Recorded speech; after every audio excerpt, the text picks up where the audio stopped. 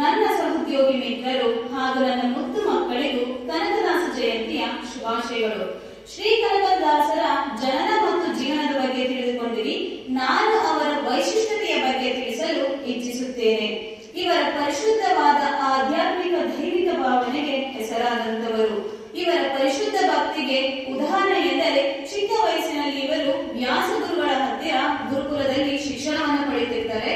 ಹೀಗೆ ಶಿಕ್ಷಣವನ್ನು ಪಡೆಯುತ್ತಿರುವಾಗ ಒಂದು ದಿನ ಗುರುಗಳು ತಮ್ಮ ವಿದ್ಯಾರ್ಥಿಗಳನ್ನು ಪರೀಕ್ಷಿಸಲು ಒಂದು ಪರೀಕ್ಷೆಯನ್ನು ನೀಡುತ್ತಾರೆ.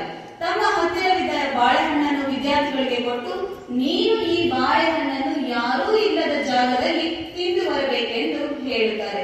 ಆಗ ಎಲ್ಲಾ ವಿದ್ಯಾರ್ಥಿಗಳು ಚಿತ್ರರಾಗಿ ಓಡಿ ಹೋಗುತ್ತಾರೆ.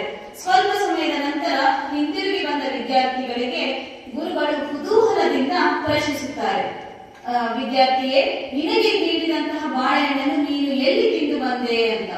ಆಗ ವಿದ್ಯಾರ್ಥಿ ಉತ್ತರಿಸುತ್ತಾನೆ, ನಾನು ದೊಡ್ಡವಾದ ಕಾಡಡವಿಯಲ್ಲಿ ತಿಂದು ಬಂದೆ ಅಂತ ಹೇಳ್ತಾನೆ.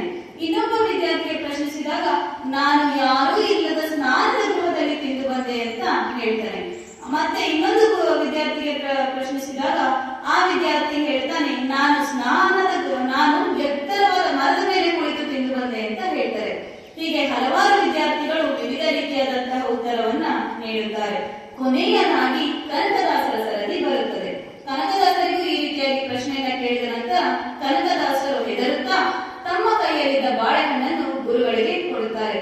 ಯಾಕೆ ನೀನು ಬಾಳೆಹಣ್ಣನ್ನು ತಿಂದು ಬಂದಿಲ್ಲ, ಹಾಗೆ ತಗೊಂಡು ಬಂದಿದ್ಯಾ ಅಂತ ಗುರುಗಳು ಉತ್ತರಿಸಿದಾಗ ವಿದ್ಯಾರ್ಥಿ ಹೇಳುತ್ತಾನೆ, ನನ್ನ ಶ್ರೀಹರಿಯು ಎಲ್ಲಾ ಕಡೆ ಇದ್ದಾನೆ, ಅವನಿಲ್ಲದ ಜಾಗವಿಲ್ಲ ಎಂದು ಉತ್ತರಿಸುತ್ತಾರೆ.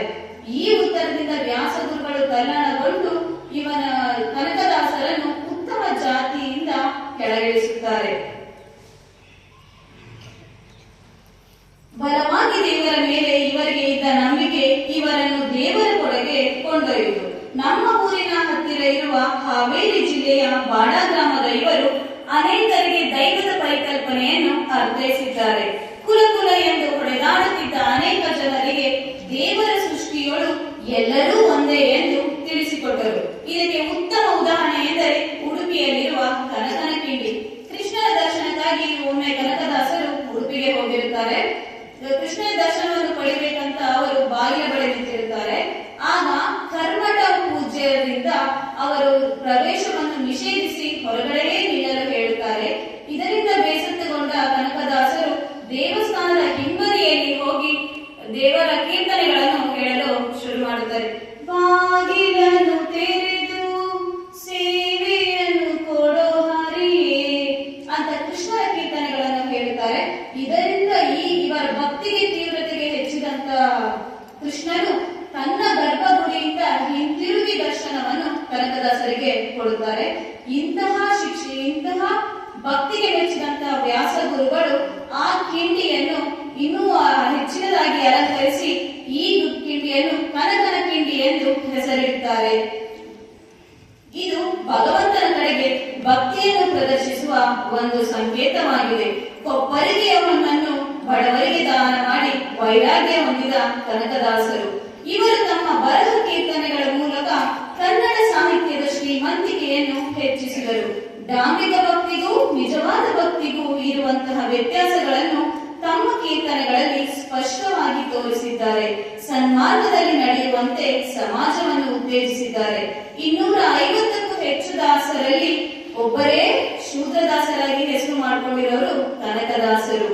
ಇವರ 316 ಕೀರ್ತನೆಗಳು ಲಭ್ಯವಾಗಿದೆ.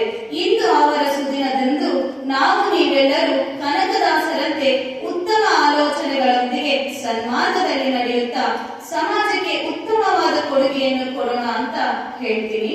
ನನ್ನ ಅನಿಸಿಕೆಯನ್ನು ಹೇಳಲು ಈ ವೇದಿಕೆಯನ್ನು ಅಣಕು ಮಾಡಿಕೊಟ್ಟ ಎಲ್ಲರಿಗೂ ಧನ್ಯವಾದಗಳು. ಮತ್ತೊಮ್ಮೆ ಕನಕದಾಸ ಜಯಂತಿಯ ಶುಭಾಶಯಗಳು.